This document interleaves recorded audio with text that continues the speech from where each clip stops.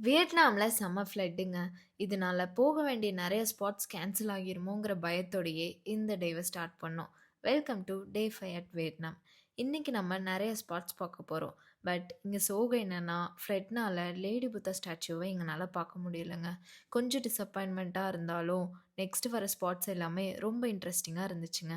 First எங்கள ஒரு Buddhist pagodas கூட்டிட்டு போயிருந்தாங்க. இல்லங்க நீங்க கேட்டது தப்பு. பக்கோடாஸ் இல்லங்க பகோடாஸ். பகோடாஸ் அப்டின்னா வியட்நாம்ல டெம்பிள் அப்டின்றது அர்த்தம். இது புரியவே எனக்கு 4 நாள் ஆயிருச்சு. பட் ஸ்டில் இந்த பிளேஸ் ரொம்ப அழகாவும், காமாவும், சைலன்ட்டாவும் இருந்துச்சுங்க. அண்ட் இங்க ஒரு இன்ட்ரஸ்டிங்கான விஷயமும் பார்த்தேங்க. ஆமாங்க, போதி தர்மர். சவுத் இந்தியாலேருந்து கிளம்பி சைனா, வியட்நாம், ஜப்பான் வரைக்கும் போய் நம்ம ஊர் புத்திசம் கல்ச்சர இவ்ளோ தூரத்துக்கு ஸ்ப்ரெட் பண்ணியிருக்காரு அப்டின்னா, அது ஒரு சாதாரண விஷயமே இல்லங்க.